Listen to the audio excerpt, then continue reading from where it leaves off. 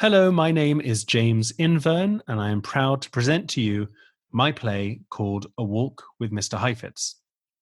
The play had its world premiere off-Broadway in 2018 at the Cherry Lane Theatre, where it was given by the Primary Stages Theatre Company.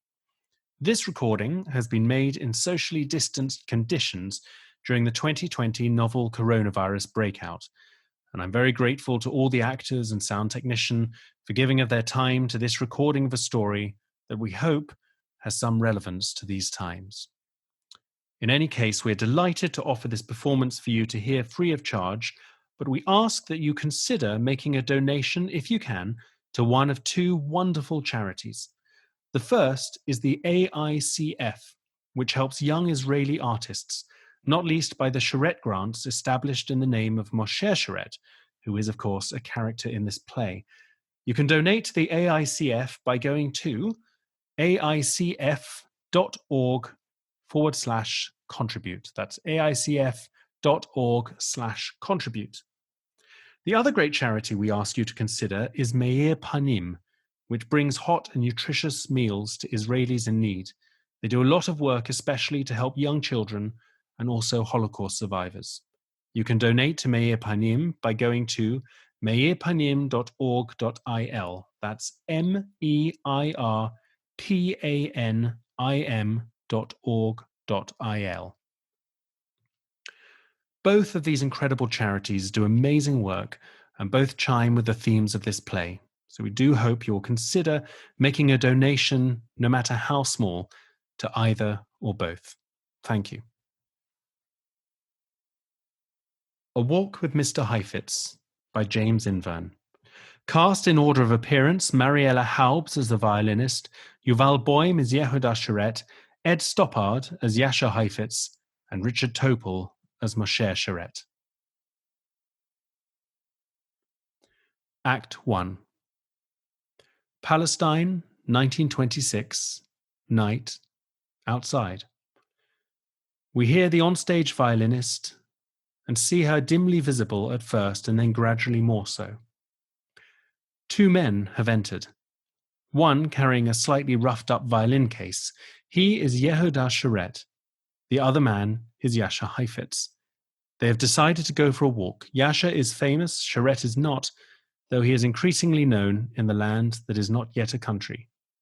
They walk a little uneasily in silence for a moment.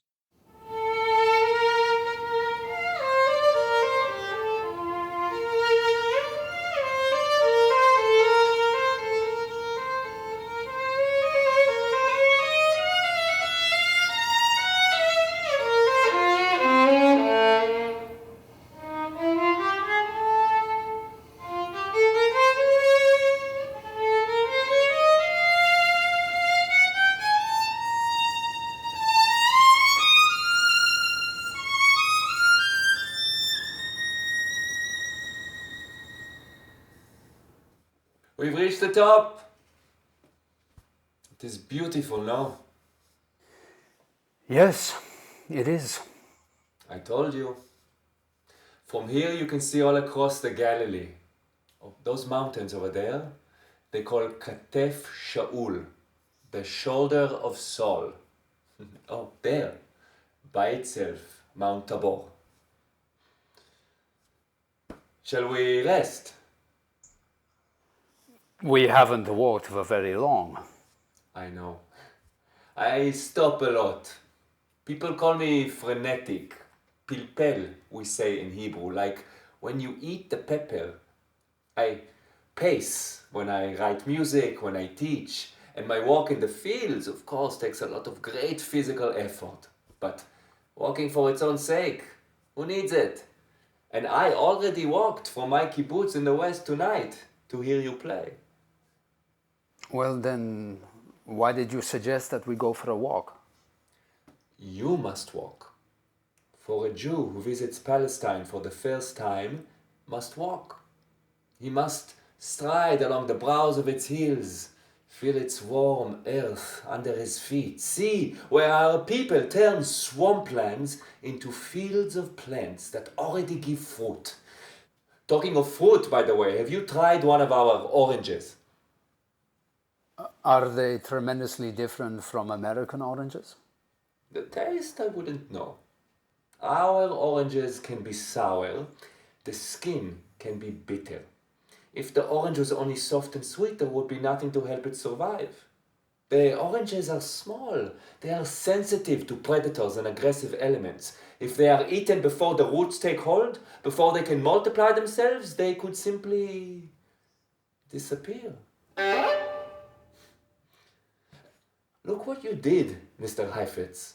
All the crowds, the adoring fans, just to say hello to you, I had to fight my way through at least 10 of the 12 tribes. Yes, the audience was very enthusiastic. You came to Palestine, where at this moment, even by now, 1926, never mind a home for the Jews, we don't even have a concert hall yet. What they found for me was just fine. A quarry. A stone quarry, please. Mr. Heifetz, even I, a kibbutznik from the Ukraine, knows that the quarry is not a concert hall. And you are the most famous violinist in the world. Oh, No. I speak only of facts. You are the most famous violinist in the world. You are also an extremely good violinist. But as you know, fame has nothing to do with how good or otherwise one is at one's art. But fame has its uses. You lifted the morale. You made them feel proud at the fact of a famous Jew performing here. Some of them, they lost all control. but not you. Not me. Then why did you come? Because you are a good violinist. Yes, I got that. You are a curious man. They say this. Why do you? All right. Let's start with what I know. In this case, not much. Before today, I knew nothing of you. I had not heard your name. I knew nothing of where you lived. I knew nothing of your family connections. Don't take that personally, please. When I was brought to the kibbutz to, what is its name again? Kibbutz Ein Harod. There's a story about it. No doubt. Well, when I was brought to Ein Harod for my concert this evening, the show's organizer, Mr. Tal, told me in a state of some agitation that Maestro Yehuda Sharett wanted some time with me.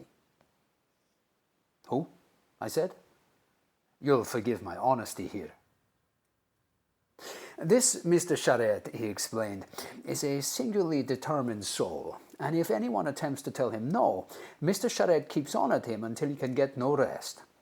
Mr. Tal also said that time with you would not be time wasted, that you had invited me for a walk after the concert, and that, in his opinion, I should strongly consider it. He was rather pressing on this point. Shimon Tal was in my choir for a while. A little local choir, like a chug, a club.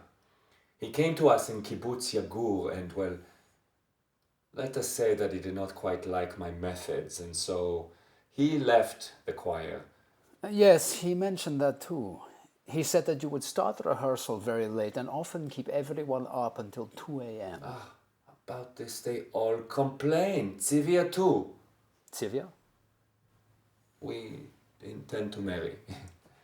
Sometimes when I walk the choir late, she threatens otherwise. I never see you.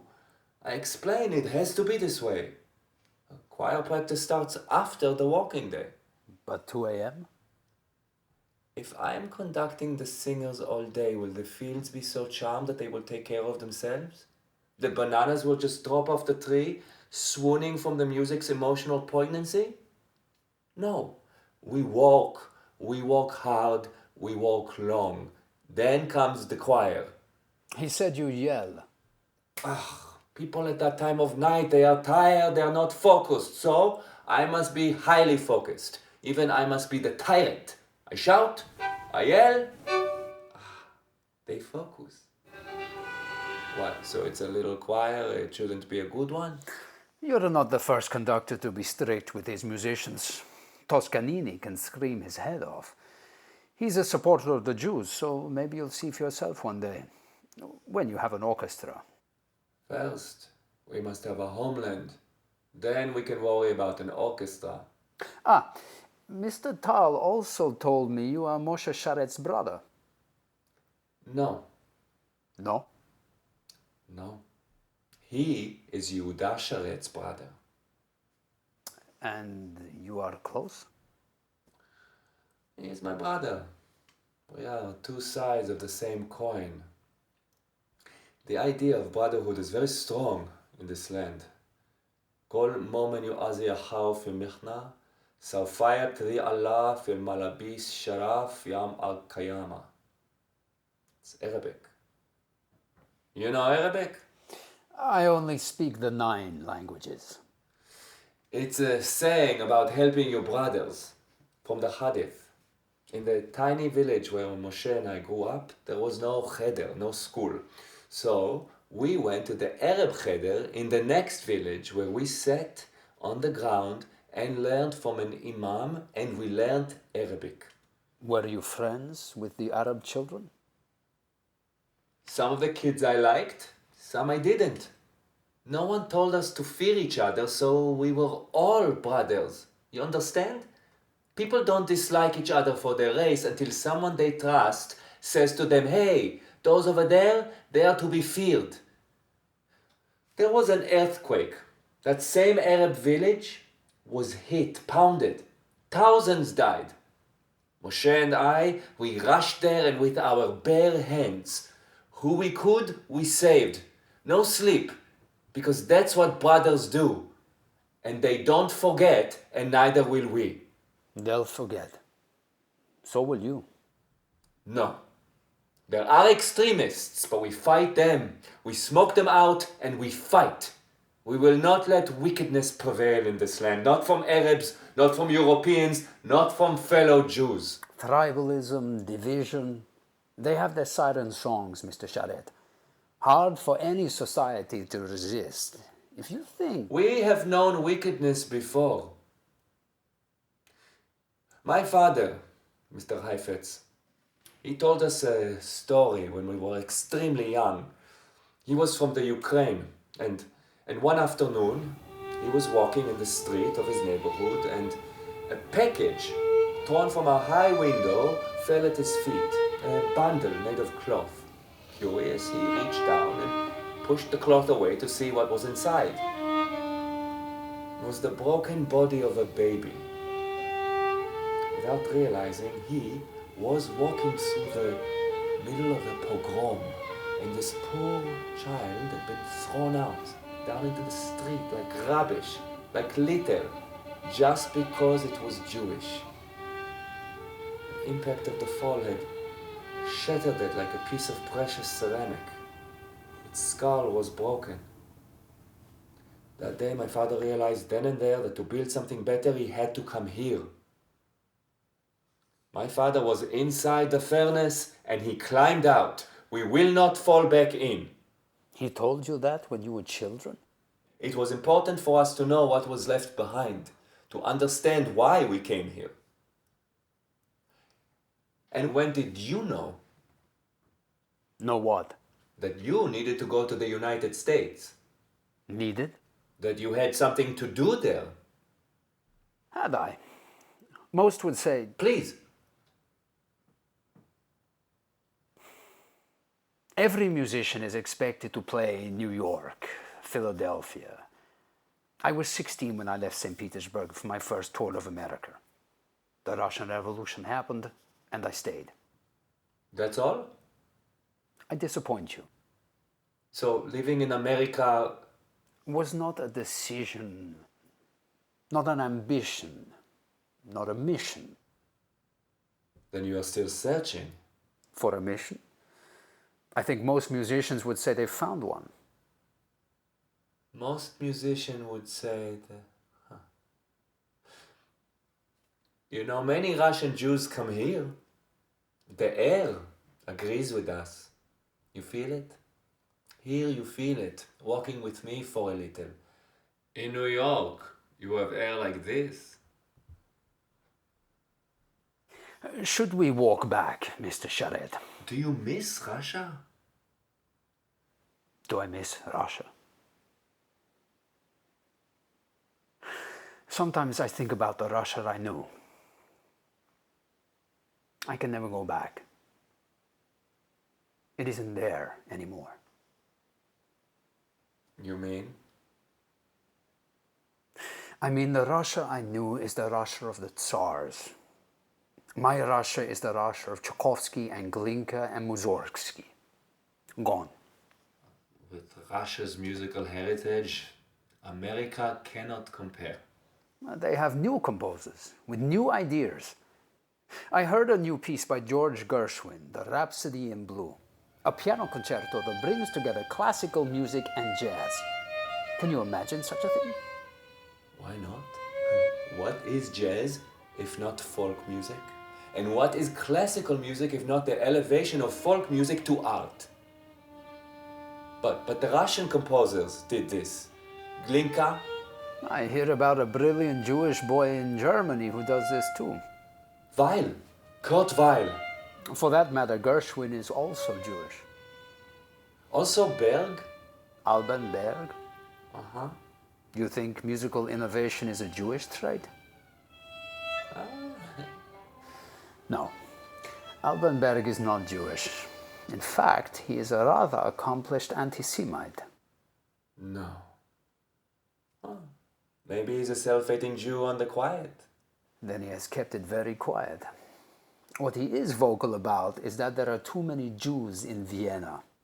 He's right. They should all come here. You're not serious. Why not? Mr. Sharett, you won't deny that it is somewhat dangerous. You feel frightened? I would love to believe that your Zionist melodies could soar, Mr. Sharett, but... Our Zionist melodies? What other melody is there for us? There are many other places. Cruelty, persecution. This is what Jews face elsewhere. These are our leitmotifs in the world.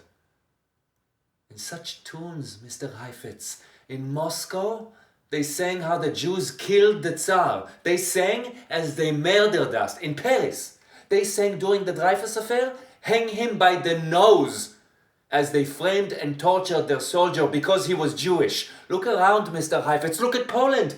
Look at Budapest. So maybe America is the clever choice. Yes? And what of these stories we hear about the Ku Klux Klan killing Jews? These things... happen everywhere, huh? Not here. If we don't have a homeland to protect us, what unthinkable cruelty will be next? Why did you bring me here, Mr. Sharett? I wanted to talk about music. Then let's do that. You are also a violinist. I have a violin. I can scratch it. In polite society, I believe this is where you would say, "Oh no, Yehuda, I am sure you play very nicely." Most amateur instrumentalists have no idea what it takes to really learn the violin, how to understand its inner life, what can be awakened in each instrument. So if you would like me to lie, I can lie. But if you want that kind of thing, well, when I'm feeling honest, I usually tell people to go talk to their mother. Oh, my mother thinks my playing is wonderful. I'm sure you bring her great pleasure. I know I do, but she's deluded. She heard you play on a recording once and she said to me, "Yehuda, I don't think this Heifetz fellow is really better than you. What can he do that you can't do?" "Only, I suppose, a little bit of something in the fingers." "Yes, Mama," I replied, "and that little bit of something in the fingers is what we call talent." There, I am flattered. I do not speak to flatter. Your talent, like your fame, is a fact. These are things you have. But it's what you do with them that people will remember. That is your problem. You and I have things in common.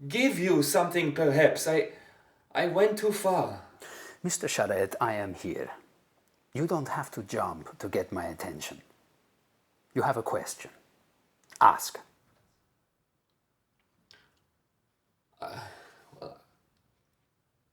I want...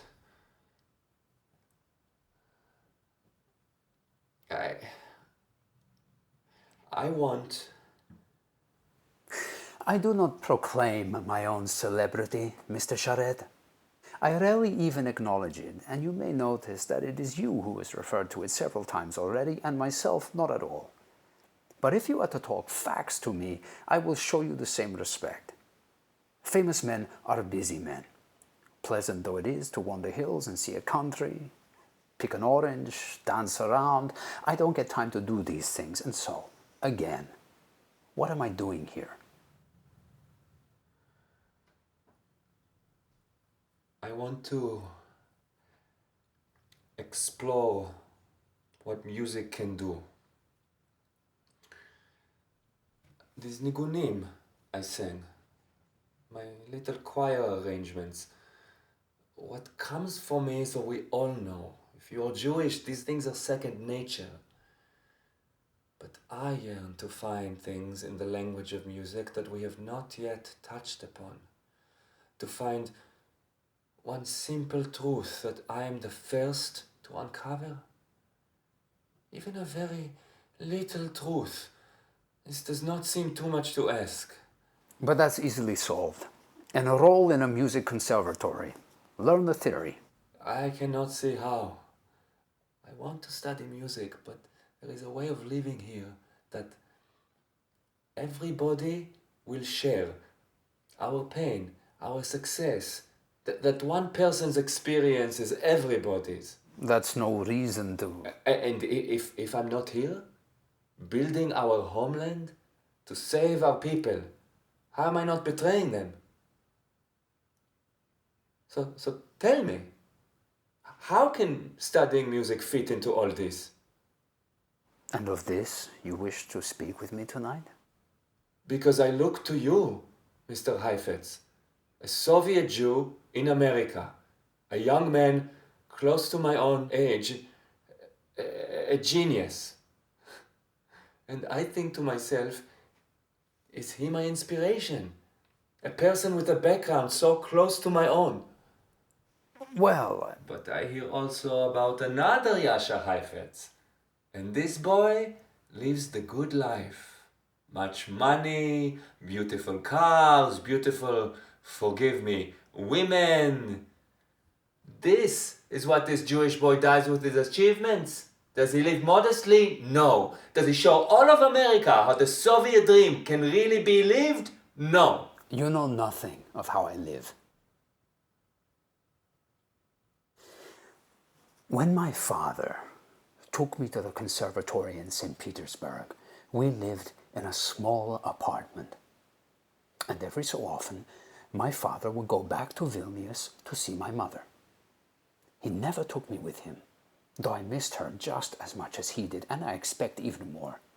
Instead, he would order me to spend each and every one of those weekends inside the apartment, door locked. I was never to go out. And if anybody came to the door, I was to hide in the cupboard.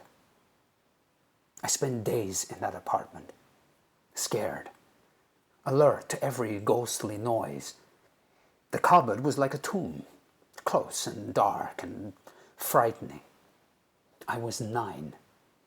So yes, when I got to America and I was showered with riches and adoration and your hated notion of celebrity, I reveled in it. Yours is the lifestyle of every famous musician because your music is about ego. It's about you. You took the American dream, you gorged on it, and here you are, the star. I don't have to listen to this. No, this way of making music... Yes? It is dishonest. Dishonest. I can't make music if I'm not called to do so. For my people. It cannot be about me. Can it? You wish to talk of ego? When you the stern taskmaster conduct your choir in the music you've composed, can you really tell me that there is no ego there? When you stand in the middle of your massed forces and they wait for your downbeat or your tantrum, is there no Toscanini in you? In your mind? You do not address my point. You want honesty. A few years ago, I got my first bad review. W.J. Henderson for the New York Sun. He was merciless. Imagine. Here you have a boy wonder who impressed Glazunov, a child who was hailed as the violin messiah everywhere I went, and suddenly one person stands up and says, "No, you are not a musician. You have become a common show-off, a freak act." And he says this to all of New York. I had no idea how to react. I felt shut in that cupboard all over again, but this time with the whole of America outside laughing. I was in a dark place. For the first time, I had to drag myself to concerts. I didn't want to practice. I did not want to hear the music. I found no joy in anything. I mean anything. Because you're right about the cars and about the girls. But at that moment, they ceased to matter. The party ended. I chose a different way. Which was? Work, Mr. Sharett. Discipline. I awakened into a new life. My dream is getting as close to what I hear in my head as I can. And I know it will never even be close, but the only way is through absolute concentration. I moved house, I simplified my life. And let me assure you, I am now very serious, even about the flashiest showpiece that I may play.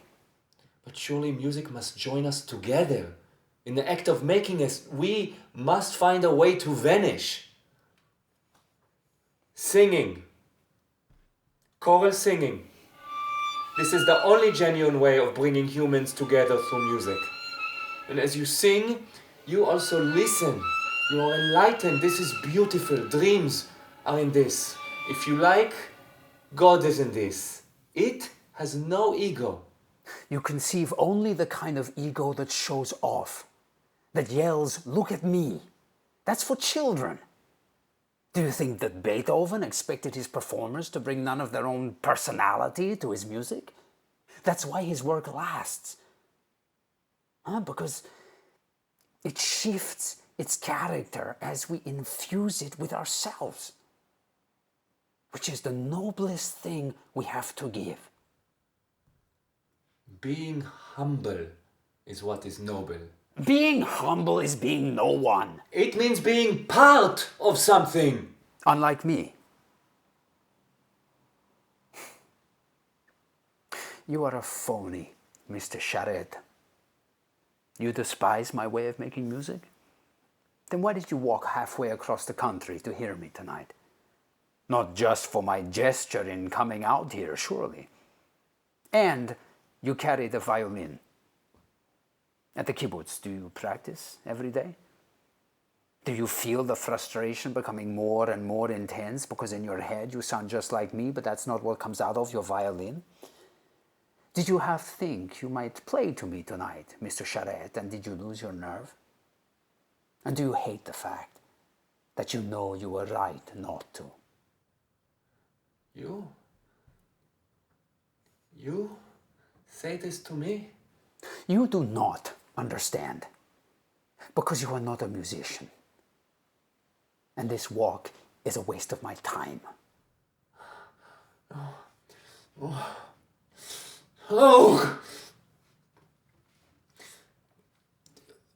ואולי לא היו הדברים מעולם. There is a beautiful poem. אולי לא השכמתי עם שחר לגן, לעובדו בזיעת אפיי. The poem is by Rachel. We use only her first name. Sylvia brought it to me. It is our Friday ritual. Sylvia opens the paper and sets it down for me to read the new poem by Rachel. This one is called Ve'ulai. And perhaps these things never were.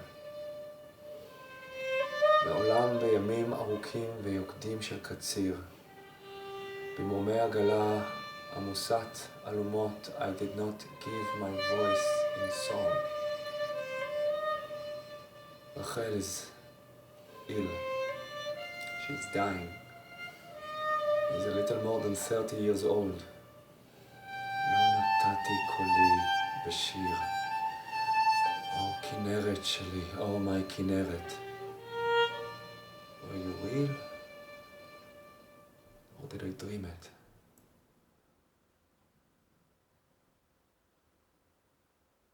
I cannot match its beauty with music. I've tried. Yet the music in my head follows me. And what use is it? What use am I?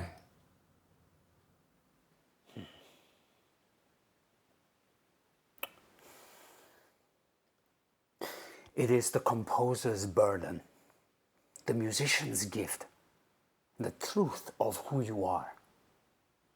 Find yourself amidst the notes, or it will hold you in its grip.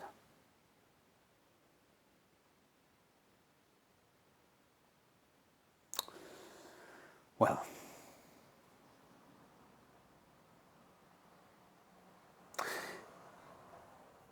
של כנרת שלי, אוי כנרת שלי, היית או חלמתי חלום, של כנרת שלי.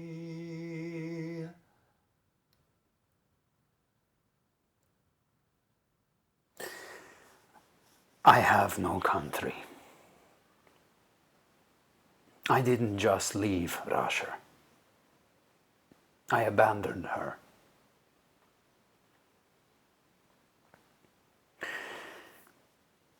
I was a coward. I lied to you. The revolution didn't just happen while I was in New York. It started as I left. That very morning. I actually saw it begin. Outside the Winter Palace. From my carriage on the way to the port. A furious crowd. Daring the Tsar's rage. Risking everything. But I saw an anger in their eyes I had never seen. Did I know that what I was seeing was to change the face of my mother country forever? Did I run away as fast as I could? Did the artist desert his post when his country needed him? I did not go back. And my home was cut away from me like an amputated limb. But I can hear this country through your music, Mr. Sharett. I can feel it.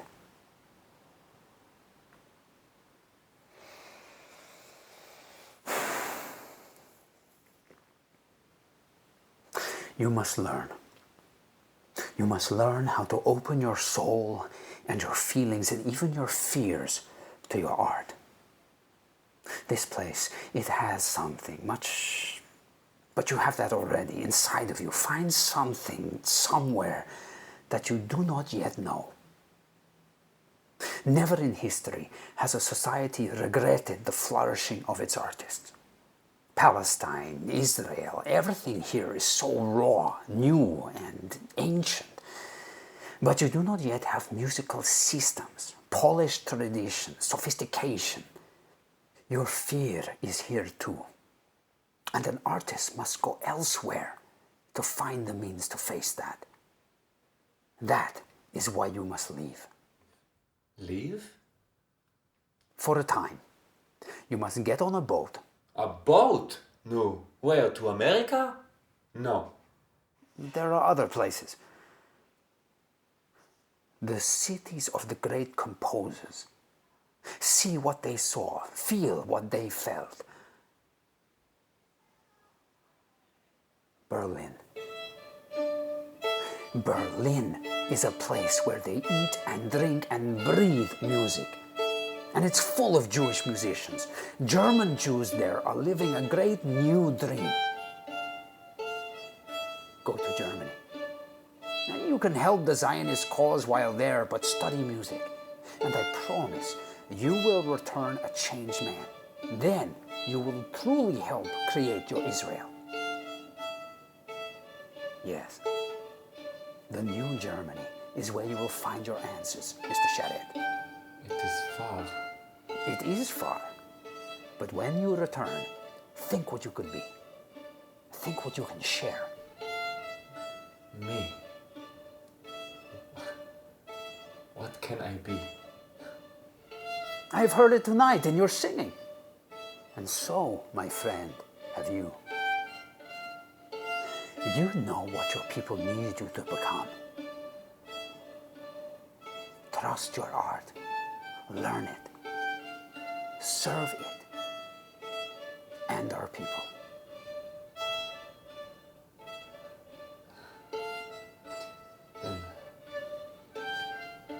Then I must go. Then I will go.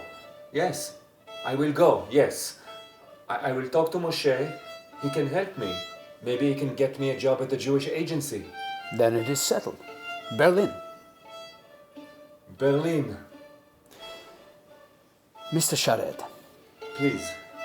Yehuda. Yehuda. And I must call you... Mr. Heifetz. I leave tomorrow, Yes, so... it gets late. Yes. Well, I will go and find Mr. Tao. Keep your eyes open. With luck, we will find you that orange. Oh, my Kinneret. Perhaps it was a dream.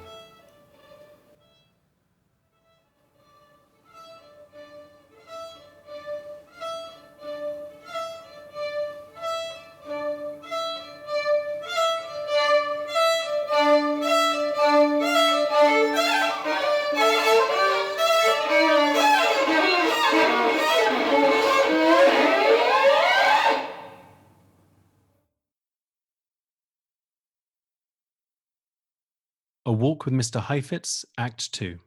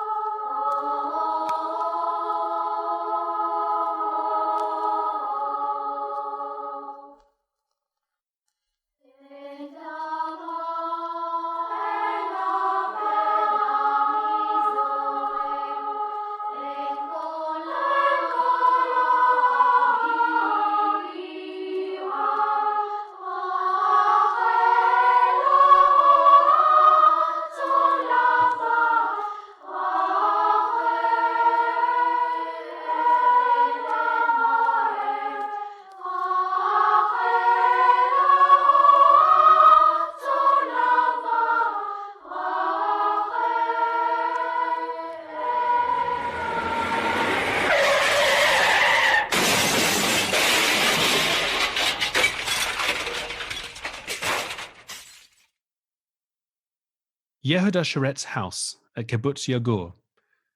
Cluttered with shelves of music manuscripts, his violin in its battered case, there is a piano, 2 worn armchairs, a gramophone player.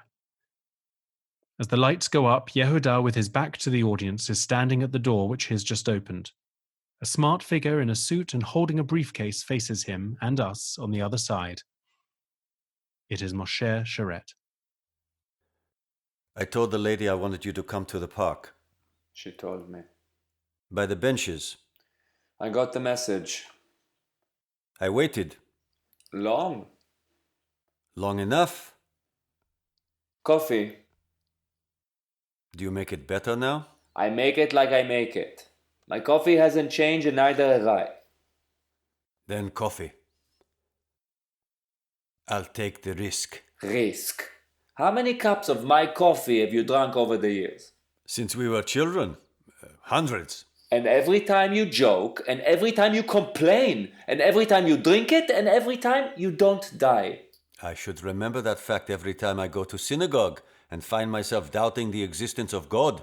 He must exist, since he protects me from the poisonous effects of your coffee. Thank you, no one has expired for my coffee. How would you know? They come, they drink, they go away. They are never seen again. They never complain. Dear Mr. Sharett, I died from your coffee. Farewell. In their last moments, it is my suspicion that they have more pressing concerns than to formally register a complaint. Enough. We change the subject. From coffee. From death.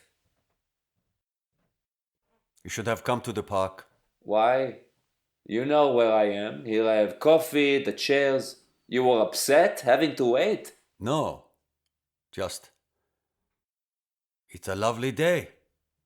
A talk in the fresh air would do you good. Me? Us. It's nice to talk outside. Better than being cooped up all the time. Me in meetings, you in here. I walk outside every day. Hours. From early in the morning. Yeah. Spending time outside because you want to relax and appreciate what is all around you. It blows away the cobwebs. The coffee.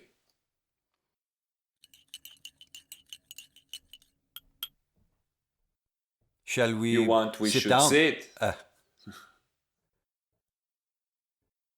The children miss you. Yael is music mad. She hero worships you, I think. Yours are well? They stay in the children's dormitory? You see them? Of course. I'm sorry you and I haven't seen each other for too long. I feel badly about it. You feel bad? Why should you feel bad? You are the important man of the family, just as our father predicted. Everywhere we hear the name Moshe Sharett. The newspaper calls you the third most important man in the country. Only third? It's their way of saying that I'm not as famous as Chaim Weizmann or David Ben-Gurion. But as the only ranking official of the executive who is liked by both of them, I get given all the work. It's pretty bad between them. Worse and worse every day. Yes. Yes. We of the Yishuv have to present a united front in our dealings with the world, but if the world was in on some of our meetings, the world would be shocked. On the political front, Weizmann thinks we should be bending over backwards to keep the British happy, while Ben-Gurion is straining at the leash to bite the British and the Arabs on the heels. On the personal front, Ben-Gurion thinks that Weizmann wants to waltz all around the world, getting all the glory and making up our policy as he goes along. Weizmann, for his part, sees Ben-Gurion as ambitious and overly sensitive. Which is true. Come, my brother. You know me better than that. Even to you, I must remain always the diplomat with the poker face. Both. Both on the political front or both on the personal front? Both. You know. These are Jewish politicians. They are these things, and they are also among the finest men I know. All of us. We must be what we must be to accomplish our great project. That's no simple thing. My esteemed colleagues have their hands full, believe me. And you? Will you be our Prime Minister one day? How is it looking? You think I want it? Huh? Okay. I wouldn't mind. One day. But it's looking, right now, it's looking however Ben-Gurion wants it to look. And he's looking at me more and more with the eyes that say I have betrayed him for Weizmann. This is sad. The three of you were so close. For years it was Weizmann, Ben-Gurion, Sharett. You steered our ship. Close. We work closely together. Weizmann these days is remote. Ben-Gurion is Ben-Gurion. Ambitious, single-minded. So it is Ben-Gurion who will be our first prime minister. First, let us have a state, my brother. Then let us worry about who will be what. And before all that, let's hope I survive this coffee. You're being careful. With the coffee? Don't worry. I'm serious. The British lock up those who talk too loudly. Take care you do not end up in Latrun. Latrun. The British have a taste for turning our ancient sites into prisons. You know how it's set up there? There are several detention buildings, all within the fortress walls. And you know it's not a large place. In one building, they have the Arab prisoners. In the next, they have us, Jews. They have our boys, some of them fresh off the boats escaping the European slaughterhouses, and they have placed them next door to Nazis. They exercise in the same yard. All of this, a stone's throw from Jerusalem, the city the refugees have held in their hearts. You might call it a topological insult. The British do not hate us, my brother. They are grossly insensitive. That's a different thing. Harder to fight. Some try. We heard of those 2 boys in Jerusalem they sentenced to hang. Yeah. Feinstein, Barazani. They thought they could fight the British. Such anger there, and such anger they got in return. They were children.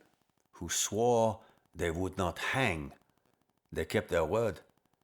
Before the hanging, they requested their last meal, a sweet Israeli orange. And in the sweet orange was hidden a grenade. And they died embracing each other, the orange between their chests. We shall not be frightened, for we have learned, and by countless victims killed for nothing, we have learned that there is life worse than death, and there is death greater than life. Mayor Feinstein at his trial, it's not something you forget. Biscuits? Huh. Your violin case looks like it has not been opened for quite some time. Am I wrong? Why not play a bit now? It would be nice for me to hear you practice again. I am your brother. Maybe I would like to hear it. Maybe it would bring me some comfort. Not now, Moshe. You know, I once rather thought you might take it up. Playing in public. I have the choir. Yeah, that's not the same thing. Oh, it's marvelous what you've done here with them. Your Passover services are known about on every kibbutz, but surely playing the violin, playing your heart out on your instrument, isn't that good for the soul? Do you ever speak to Heifetz again? He has come here again since that first time when you saw him. Perhaps next time. Next time. Look how we repaid him. He dared to play the music of Richard Strauss, and one of us, one of our dear brethren, attacked him outside the King David Hotel with a stick. Now he comes no more. Yes, that was shameful, infamous. But these are understandably sensitive times. The war has not long been over. Strauss was responsible for what happened. He and millions of others. Some bury their hands in the sand, some in a musical score. This is a reason for a Jew to attack another Jew. Who knows what was going on in that man's mind? But perhaps we're all a little bit crazy just now. Consider the situation. We failed to create a state in time to prevent what we knew was coming, or thought we knew. Nothing prepared us for Hitler's hell, for that extent of murder, and Jewish soldiers gave their lives fighting the Nazis, and now here comes this great violinist from America, and he plays the music of a man who was one of the figureheads of Hitler's cultural apparatus, one of his show ponies. Perhaps this man who struck Heifetz came from a concentration camp. Perhaps his family did. Perhaps they stayed there. Perhaps they died there. Yes. And dreams also died. Dreams died there, dreams died here. Maybe there are no more dreams left. As I said, perhaps we've all gone a little bit crazy. It has been 5 years,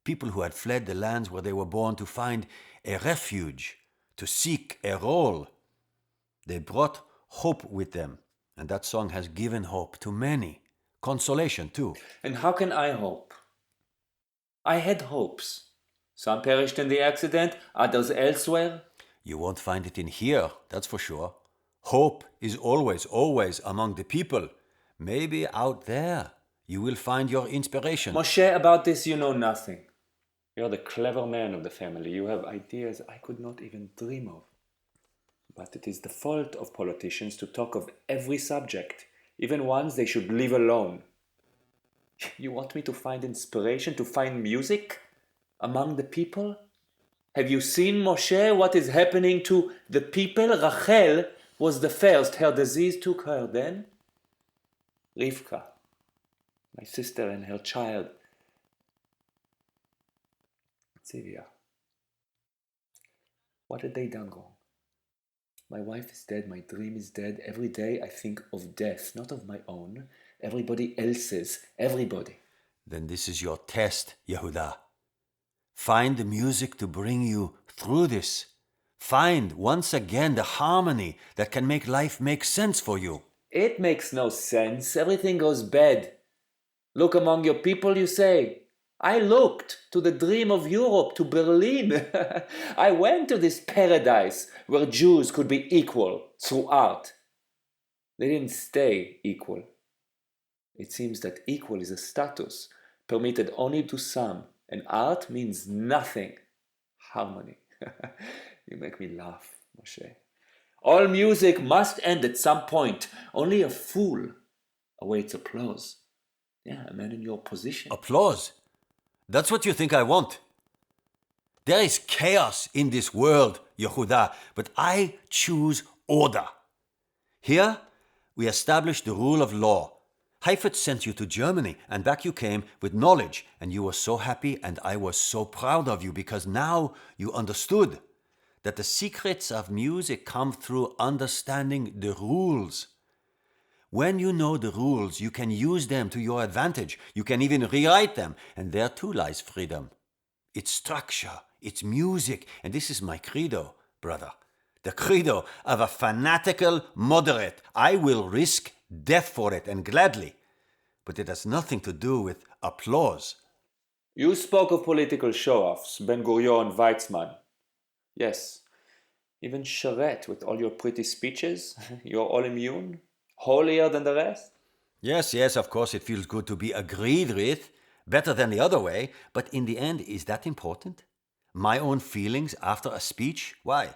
What matters is what comes next. No, what matters is purity, of motive, of action.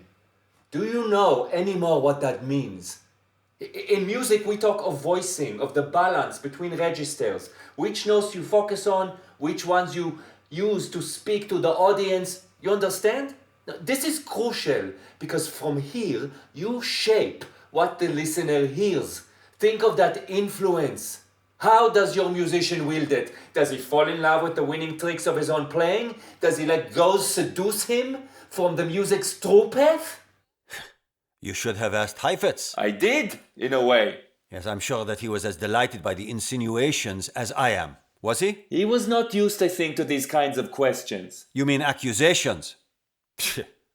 Given the circumstances, I should think it fortunate that he sent you home in a taxi and not an ambulance. Violins over the head can be very hazardous to one's health, you know. Heifetz would never have done this. His violin was too precious. He didn't even risk bringing it for our walk. He should have used yours. You know, politicians may be egotists, but we are well used to verbal abuse. So this does not rile me, not at all. Oh, I'm pleased to hear it. This was not my... Not at all. Okay. Yehuda, let us speak clearly. You ask me, in effect, whether the career politician speaks to carry his ego or the message, whatever that may be. I say to you that very often these are one and the same thing. No, Moshe, no. The message is the message of the people. It must not be the crooning of the representative self-obsession. We are socialists. There is a dream there, our father's dream. Our father's dream. How many of us, when we awake, can remember what it is that we dreamed through the night? For myself, I almost never remember the dreams of my sleep, but I do not need to, because I burn with a sense of a mission, of a dream that is every bit, every iota as important as that of my biblical namesake. Moses delivered our people from slavery and gave them a home. I, and Ben Gurion, and Weizmann, and the others, we must return them to that home. Leaders are needed now more than ever. And if you know how a leader can inspire others to follow him without developing the ego to believe that he can, please tell me. Moses was a shy and humble man. He did not make big speeches, but he saw the way. And he strode into the desert and with a multitude behind him, and yes, he attained his stone tablets, but his eyes were set 40 years into the future. How far into the future do you see? Just at this moment, Yehuda, it is not at all clear that we have any future at all. I hate to break it to you, brother, but once the British pull out, we will face an onslaught from Amalekite hordes such as Moses himself never encountered. We will need a leader with self-belief at the top, believe me. We will need people who know how to talk, how to stir men's hearts. Yehuda, may I be frank? There is an irony here, in this room. You are very ready to chastise others. Yes, I know you phrase it as profound artistic questions, but let us see this clearly. You went to meet Jascha Heifetz to reprimand him, did you not? For, what was it you told me so many times? For not living the pious life of a servant of the music. Today, you take issue with me and my colleagues for being egotistical grandstanders. But who is the one with ego here? With the real sense of himself before all?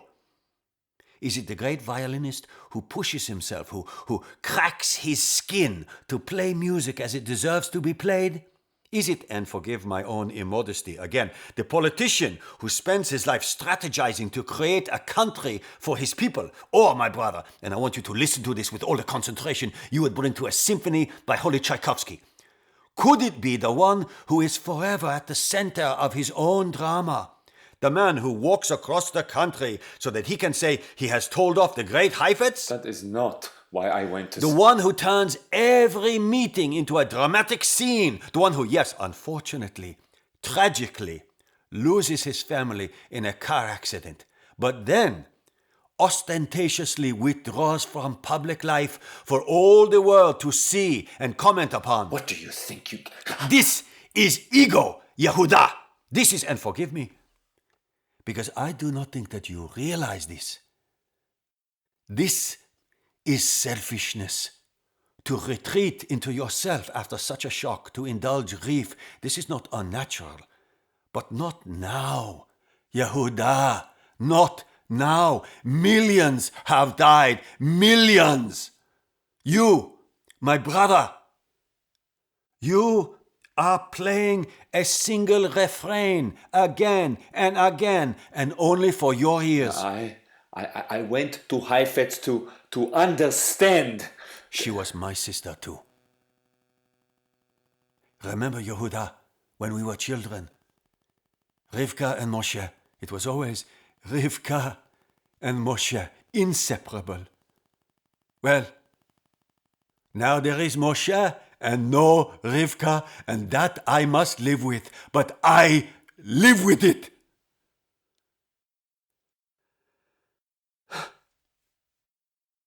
Yesterday we heard the outcome of the President Truman's appeal to the British Prime Minister to allow another 100,000 Jewish refugees into Palestine. It failed. The number of immigration certificates has nearly run out. Our people are stranded, many dying or dead.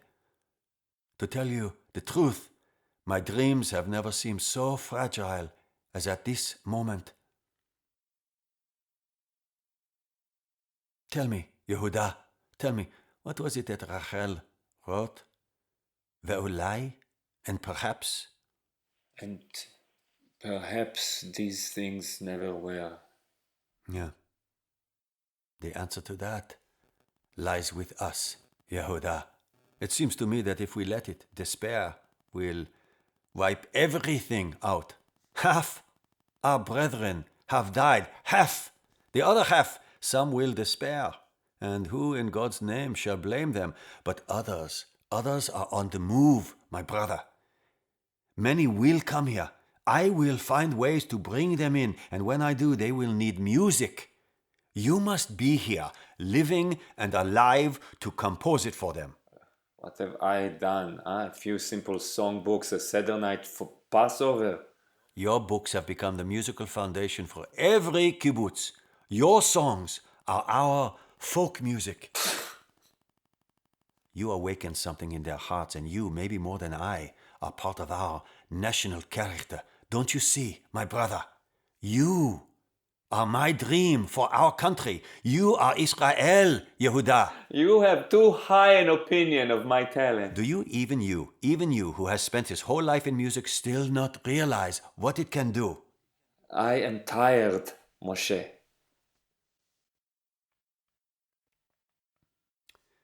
We get reports all the time. We get reports. Some of them, it is not possible to sleep after hearing them. On one report, they brought it straight to me. It contained the name Sharett. You are well known. Not me, my brother. Yehuda Sharett. What? The Nazis had a camp, a place where they decided to show all the world how much freedom they afforded the most artistic of their Jews, Theresienstadt. There, the Jews were free to write, they were free to compose, to paint, and at the end, they were free to die. I do not know why these Jews did what they were told. I suppose when one is in hell and has the chance to seize beauty one more time. But I don't know. There was a man, Ullmann, Victor. He had been one of the new wave of brilliant composers, and he spent his time in Theresienstadt in a fury of activity. Music flowed out of him as though through it he could save all of mankind. He was murdered in Auschwitz. The last work he wrote was a sonata. I have heard this piece. I asked for it to be played to me several times. In the end, they made me a recording. It's not often I take advantage of my position. I brought the recording with me. I would like for you to hear some of it. I may use your gramophone.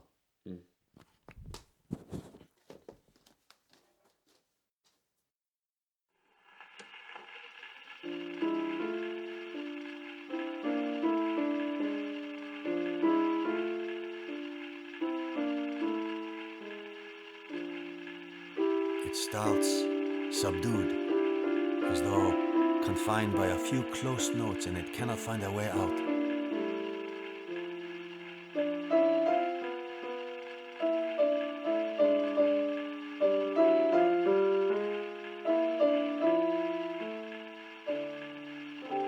Then a brief flourish.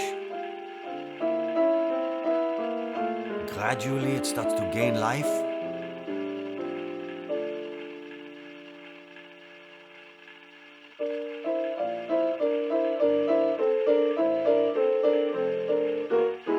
Some staccato, a rally.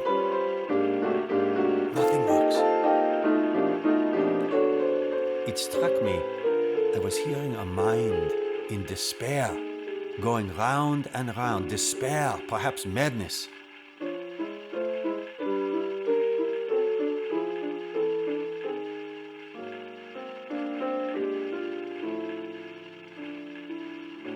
Then something new. Elaboration, not for the sake of prettiness, but because it is in music's very nature. It must seek a spring for life from somewhere, however faint. The beauty is dogged, even dutiful, but there. And eventually, Yehuda, eventually life is found. The beauty is no longer dogged, it breathes air, it grows. And while this this work never loses the horror of its surroundings. This beauty becomes almost a weapon.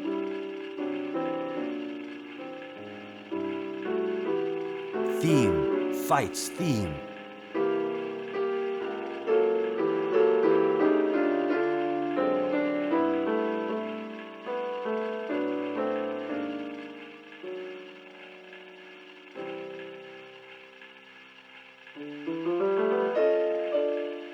Breathtaking scales and chords crash down as though fighting to be free. Or, not even for freedom, brother, not even that. Fighting to show that they can exist, that they will always exist.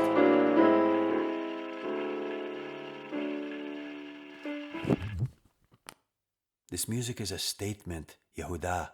A message from the inmates to their captors, to us, and to the future. This work, Ullmann's work, is based on a melody that the Jewish prisoners would sing.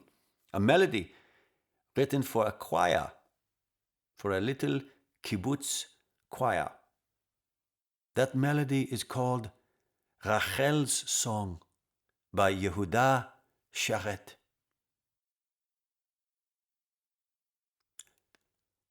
You gave them hope, Yehuda. This man felt that. He joined your journey. Don't join him on his. If you stay in this room every day, no matter how long you live, you will not be alive. And without you, without art, everything I work for is diminished. Go out, Yehuda. Be among your people. Find the hope. Find the dream. Harmony. Find discord if you must, but hear the music. Don't be the silence. Yehuda, your taxi has arrived. I don't take them. It is very late. It might be dangerous. Mr. Heifetz, as long as I have shoes on my feet, I am walking. Then give me your shoes. You're not serious. If you have shoes, you can walk. I do not wish you to walk. I will purchase your shoes and pay for them with a taxi back to your kibbutz. Your honor should be satisfied, and so should my sense of courtesy. These aren't your only pair, I take it. I have shoes, Mr. Heifetz. That's settled then. Give me your shoes. You should know. This voyage you will take, it is a journey that every artist must make in his own way, without knowing where it will lead. But understand, it will not be easy. There will be pain, such pain. This I know. You are not a kibbutznik. We are quite tough.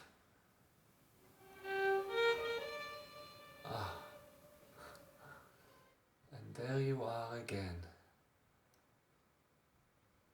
I will go to Berlin. We will see what happens. We will find what we find. We will dream what we may dream. And I will return. After all, we have our homeland, have we not? From our homeland, our spirits can draw much. That poem you shared with me tonight, you must set it to music. Write it with your own feelings in there, Mr. Sharett. If you do not compose it, you will betray yourself, your homeland, and your poet.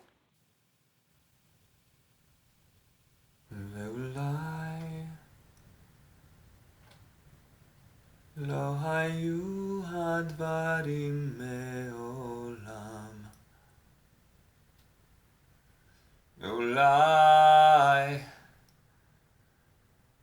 מעולם לא השכמתי עם שחר לגן, לעובדו בזיעת אפי. מעולם בימים ארוכים ויוקדים של קציר במרומי עגלה מוסת אלומות לא נתתי קולי בשיר מעולם לא טעתי בתכלת שוקתה ובתום של כנרת שלי אוי כנרת שלי היית או חלמתי חלום של כנרת שלי אוי כנרת שלי היית או חלמתי חלום. My brother. My brother. Yehuda. Moshe. Tell that daughter of yours, Yael. Tell her to come see me at some time. I hear she plays piano. She does. Maybe we give a recital together, here in the kibbutz. She would love that. I'm not saying next week, but one day. Okay. You know, you might think of trying your Mr. Heifetz again. No. Moshe, Yes, Yehuda. next time we meet in the park. We'll walk. I'll bring the coffee. Yes.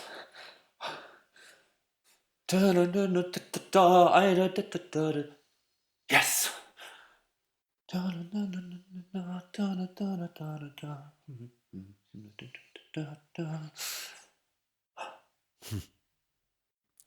Good day, my brother.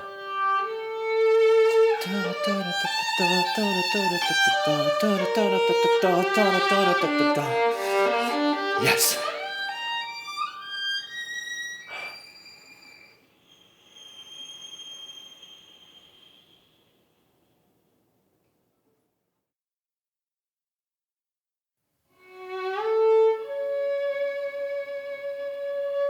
That was A Walk with Mr. Heifetz by James Inverne. The cast, in order of appearance, were Mariella Haubs as the violinist, Yuval Boim as Yehuda Sharett, Ed Stoppard as Jascha Heifetz, and Richard Topol as Moshe Sharett. Victor Ullmann's Fifth Piano Sonata was played by Hiro Takenouchi. Hatikvah was played by Hillel Medini, great-grandson of Moshe Sharett. Thanks to Peter Golub for musical compositions, and the sound producer was Tim Burton. This was produced by JINC. And if you enjoyed this play, we hope that you will consider making a donation to one of the two wonderful charities we're promoting. The first is the AICF, which helps young Israeli artists to develop their art at exactly the time they need it most, not least by the Sharett grants established in the name of Moshe Sharett. You can donate to the AICF by going to aicf.org/contribute. That's aicf.org/contribute. The other charity we ask you to consider is Meir Panim, which brings hot and nutritious meals to Israelis in dire need. They do a lot of work especially to help young children and also Holocaust survivors. You can donate to Meir Panim by going to meirpanim.org.il. That's meirpanim.org.il, and both charities have offices in various countries. Thank you.